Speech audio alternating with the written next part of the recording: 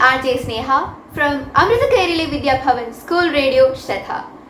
Today, we are truly honored to have with us a highly respected and inspiring personality, Shri Jayakumar IAS Sir.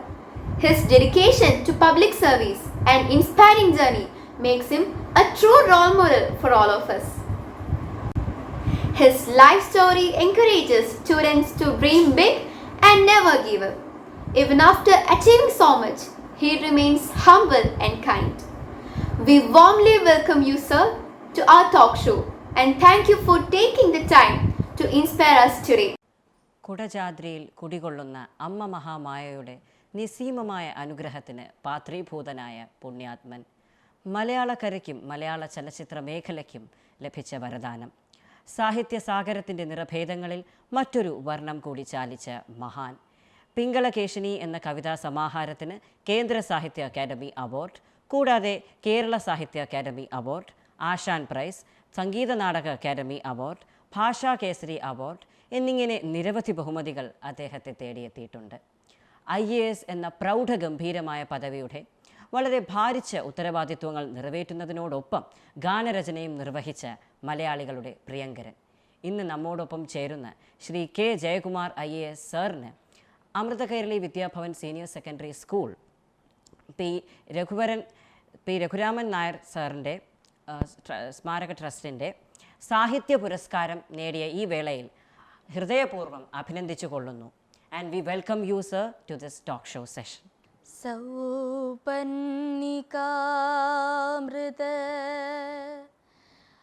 വീചികൾ പാടും നിന്റെ സഹസ്രനാമങ്ങൾ ജഗദംബികേ മൂകാംബികേ.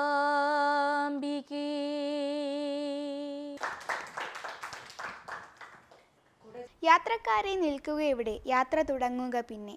വർത്തക സംഘം പിന്നിൽ തള്ളിയ ചണ്ടാണനില ജീവശ്വാസം. ഏകദേശം 55 വർഷം മുമ്പ് ഒരു കോളേജ് മാഗസീനിൽ അച്ചടിച്ചു വന്ന ഒരു കവിതയിലെ ഇടയ്ക്ക് എവിടെയോ ഉള്ള ഏതാനും വരികളാണിവ. ഈ വരികൾ എഴുതിയ ആളെക്കുറിച്ച് സാറിനറിയാമോ? പഠിക്കുമ്പോൾ കവിത എഴുതുമെങ്കിലും MA പഠിക്കാൻ പോയിട്ട് പിന്നെ 10 വർഷം കവിത എഴുതിയില്ല. അതെന്താ കാരണം എന്നറിയാമോ? ഇങ്ങനെയല്ല കവിത എഴുതേണ്ടതെന്ന് എനിക്ക് തോന്നി. പിന്നെ കൊച്ചു കൊച്ചു മോഹങ്ങളെപ്പറ്റിയും മോഹഭംഗങ്ങളെപ്പറ്റിയും ഒന്നും എഴുതാനുള്ളതല്ല കവിത. കവിത കുറച്ചുകൂടെ ഗാഢമായിട്ടും സീരിയസ് ആയിട്ടുള്ള വിഷയമാണ് എന്നെനിക്ക് മനസ്സിലായതോടുകൂടി ഞാൻ കുറച്ചു കാലം അതുമായിട്ട് ഇങ്ങനെ പൊരുത്തപ്പെടാൻ സമയമെടുത്തു. പിന്നെ ഞാൻ 85-ലൊക്കെയാണ് എഴുതി തുടങ്ങുന്നത്. അതിനൊരു പൊളിറ്റിക്സ് വേണം, ഒരു സാമൂഹ്യ തലം വേണം. അതെല്ലാ കവികൾക്കും ആ ഒരു മാറ്റം വരും. ആദ്യം എല്ലാവരും വൈയക്തികമായിട്ടുള്ള കാര്യങ്ങളെപ്പറ്റി എഴുതി തുടങ്ങുകയും കുറച്ച് കഴിയുമ്പം കവിത വ്യക്തിപരമായിട്ടുള്ള സുഖദുഃഖങ്ങൾ അതിജീവിച്ച് വളരുകയും ചെയ്യും. അങ്ങനെയാണ് കവികൾ നല്ല കവികളായി മാറുന്നത്. ഞാനങ്ങനെ വലിയ കവിയായി നല്ല ഞാൻ പറയുന്നത്, പക്ഷേ ഒരു പരിണാമം എന്നിലുണ്ടായിട്ടുണ്ട്. സ്വന്തം ദുഃഖങ്ങളെപ്പറ്റി ഒരു പരിധിക്കപ്പുറം പറയേണ്ട കാര്യമില്ല. അത് അപ്പുറത്തേക്ക് വളരുമ്പോഴും ഇപ്പോൾ കുമാരനാശാൻ തന്നെയാണ് ഏറ്റവും നല്ല ഉദാഹരണം. ആശാൻ ഒരുപാട് ആത്മസംഘർഷങ്ങളുള്ള ആളാണ്. പക്ഷേ ആ ആത്മസംഘർഷങ്ങളെ യൂണിവേഴ്സലൈസ് ചെയ്ത് വേറൊരു തലത്തിലേക്ക് ഉയർത്തിയപ്പോഴാണ് ആശാൻ മഹാകവിയായത്. ചങ്ങമ്പുഴയ്ക്ക് എപ്പോഴും അത് സാധിച്ചില്ല. പലപ്പോഴും ചങ്ങമ്പുഴ സ്വന്തം ദുഃഖത്തിൽ കിടന്നിങ്ങനെ അഭിരമിച്ചതുകൊണ്ടാണ് ചങ്ങമ്പുഴയ്ക്ക് കഴിവുമായിരുന്ന ആ ഒരു ഔന്നത്യത്തിലേക്ക് പലപ്പോഴും എത്താൻ സാധിക്കും. പിന്നെ ചങ്ങമ്പുഴ വളരെ ചെറുപ്പത്തിൽ മരിക്കുകയും ചെയ്തു. അങ്ങനെയുണ്ട്. അപ്പോൾ ഞാൻ പറയുന്നത് ഓരോ കവിക്കും ഈ വ്യക്തി ദുഃഖങ്ങളുടെയും വ്യക്തി സംഘർഷങ്ങളുടെയും ഒരു മേഖലയിൽ നിന്ന് കവിതയെ ഉയർത്തിക്കൊണ്ടു പോകാൻ ഒരു സന്ദർഭം ഉണ്ടാവും. അവരാണ് വലിയ കവികളായി തീരുന്നത്. അപ്പോൾ ഞാൻ വലിയ കവിയായില്ലെങ്കിലും അങ്ങനെയുള്ളൊരു മാറ്റം എന്നിലുണ്ടായി. കവിത എന്ന് പറയുന്നത് വളരെ റെസ്പോൺസിബിളായിട്ട് ചെയ്യണം. അല്ലാതെ ഒരു പെൺകുട്ടി എന്നെ നോക്കി ചിരിച്ചു ഉടനെ കവിത, അവൾ എന്നെ നോക്കി ചിരിച്ചില്ല ഉടനെ കവിത, അതൊക്കെ ചുമ്മാ കോളേജിലെ റൊമാൻസൊക്കെ കൊള്ളാമെന്നല്ലാതെ കവിതയല്ല ഒന്നും. അതാണ് അങ്ങനെയുള്ളൊരു കാലഘട്ടത്തിലായിരിക്കും ഞാനിത് എഴുതിയതെന്ന് എനിക്ക് തോന്നുന്നു. സാറും രവീന്ദ്ര മാഷും ഒരുമിച്ചുള്ള പാട്ടുകൾ, പ്രത്യേകിച്ച് നീലക്കടമ്പുകൾ എന്ന ആൽബത്തിലെ പാട്ടുകൾ കേൾക്കാൻ ഒരു പ്രത്യേക അനുഭൂതിയാണ്. മാസ്റ്ററുമായിട്ടുള്ള നല്ല നിമിഷങ്ങൾ പങ്കുവെക്കാമോ? എനിക്ക് 6 or 8 പടങ്ങൾ ചെയ്തു. രവീന്ദ്രൻ്റെ ഒരു ഗുണം എന്ന് പറഞ്ഞാൽ ധീരനാണ്. ധീരതയാണ്. സംഗീതത്തിനോടൊപ്പം ധീരത. മ്യൂസിക്കിൽ എന്ത് പരീക്ഷണവും നടത്തും. എന്ത് പരീക്ഷണം നടത്തുമെന്ന് വെച്ചാൽ ഗായകൻ്റെയും ഗായികയുടെയും കഴിവുകളെ പൂർണ്ണമായി ഇങ്ങനെ എടുക്കാനുള്ളൊരു കഴിവാണ്. അതിപ്പം പിന്നെ ഹിസൈനസ് അബ്ദുള്ളയിലെ പാട്ടാണെങ്കിലും, എൻ്റെ പാട്ടല്ല, ഹിസൈനസ് അബ്ദുള്ളയിലെ പാട്ടാണെങ്കിലും അതുപോലെ തന്നെ ഒരുപാട് പടങ്ങളിലെ പാട്ടുകളിലൊക്കെ തന്നെ ഈ ഗായകരുടെ കഴിവിനെ പരമാവധി പരീക്ഷിക്കും രവീന്ദ്രൻ. അതുകൊണ്ട് വ്യത്യസ്തമായ പാട്ടുകൾ ഉണ്ടാവുന്നു എന്നുള്ളതാണ്. രവീന്ദ്രൻ പാട്ടുകാരനാവാനാണ് ആദ്യം മദ്രാസിലെത്തുന്നത്. പാടാൻ അവസരം ചോദിച്ചിട്ടാണ്. അപ്പോൾ ദേവരാജ മാസ്റ്റർ അന്ന് വളരെ സൂപ്പറായിട്ട് നിൽക്കുന്ന കാലമാണ്. അപ്പോൾ മാസ്റ്റർ അടുത്ത് പോയിട്ട് പാടണം എന്നൊക്കെ പറഞ്ഞു. പടം കൊടുത്തു ഇല്ലെന്ന് എനിക്ക് അറിഞ്ഞുകൂടാ.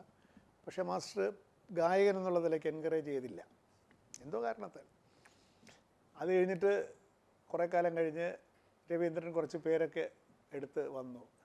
പാട്ടുകളൊക്കെ ഹിറ്റായപ്പോൾ ദേവരാജ മാസ്റ്ററെ മാസ്റ്റർ ഇദ്ദേഹത്തെ കാണാനിടയപ്പോൾ ചോദിച്ചു, അദ്ദേഹത്തിൻ്റെ സ്വതസിദ്ധമായ ശൈലിയിൽ ചോദിച്ചു, അല്ല നീ പാടാമെന്നവരില്ല, നിൻ്റെ പടത്തിൽ നീ എന്താ പാടാത്തതെന്ന് ചോദിച്ചു. അപ്പോൾ രവീന്ദ്രൻ പറഞ്ഞു, അത് ശരിയാവുന്നില്ല സാർ, അത് തന്നെ നിന്നെ കൊണ്ട് ഞാൻ പാടിക്കാത്തത് എന്ന്.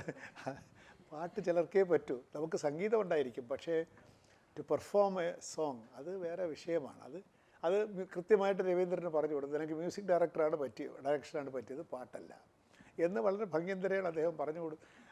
അതുകൊണ്ട് മ്യൂസിക്കിൻ്റെ കാര്യത്തിൽ, ഈ രാഗങ്ങളുടെ കാര്യത്തിൽ ഒരുപാട് ട്യൂണുകൾ, വ്യത്യസ്തമായ ട്യൂണുകൾ ഉണ്ടാക്കാനൊക്കെ സാധിക്കും. വളരെ പെട്ടെന്നാണ് ട്യൂൺ ചെയ്യുന്നത്. ഈ എൻ്റെ തന്നെ നല്ലൊരു പാട്ട്, അത്രമേൽ മണമുള്ള കുടമുല്ല പൂവുകൾക്ക് എത്ര കിനാക്കലുണ്ടായിരിക്കും, ഏതാണ്ട് ഒരു അരമണിക്കൂർ കൊണ്ട് ട്യൂൺ ചെയ്തതാണ്. അതൊക്കെ വളരെ പെട്ടെന്നാണ്.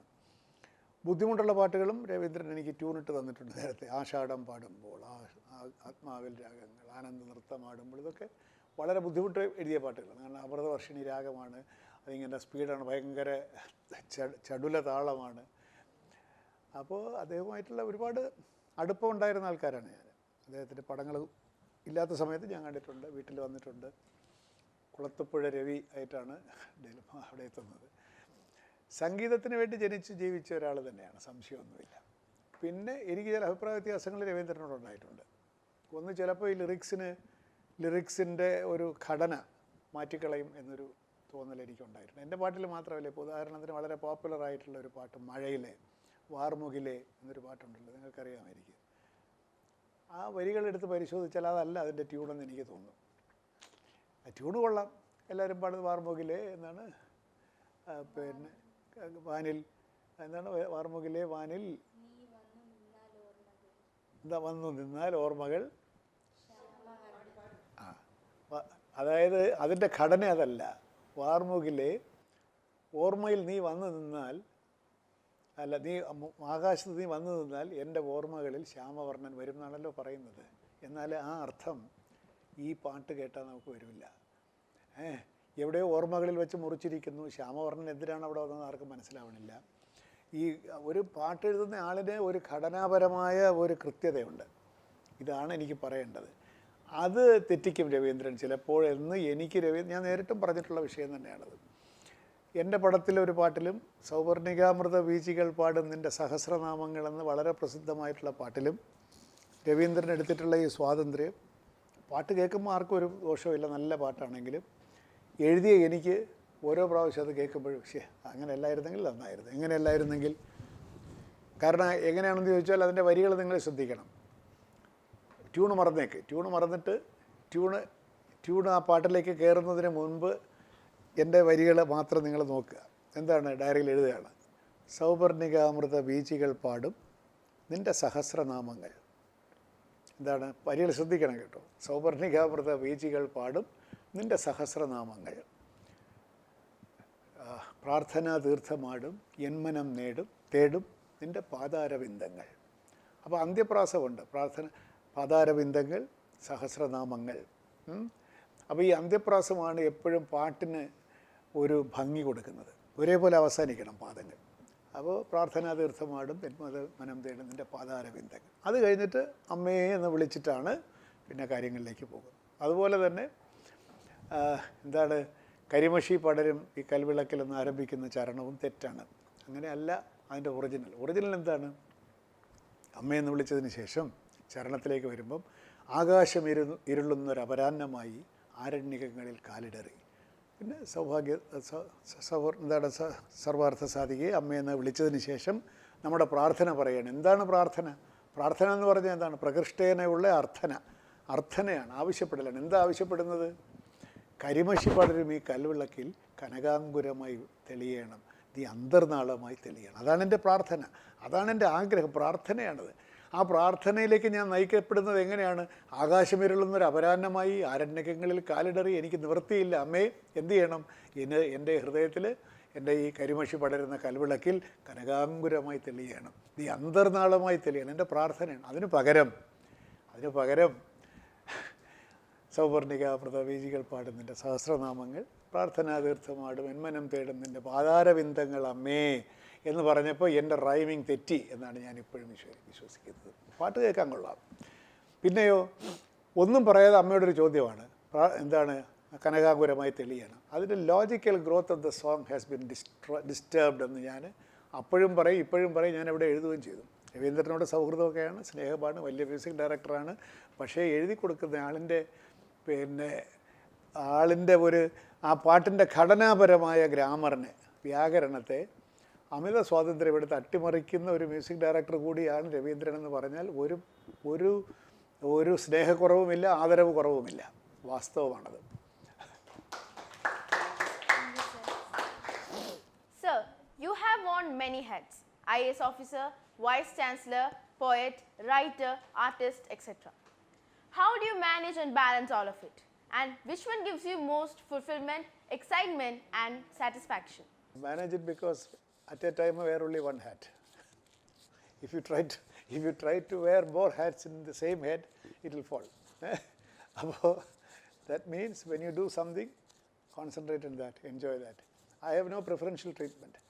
I am not particularly happy when I am a writer over when I am an officer. Not at all. I enjoy my work, I enjoy my writing, I enjoy my public life, I enjoy my family life. Basic point is you be there 100%. When you do something, you should not do it half-heartedly. Adana Buddhists call it awareness or heartfulness. It's heartfulness, awareness. Even when there is a sense saying that when you walk on the grass, walk on the grass. That is, you should feel the grass. You should feel the grass under your feet. You should not casually walk on the grass. That grass should communicate to you. Adana walking with awareness.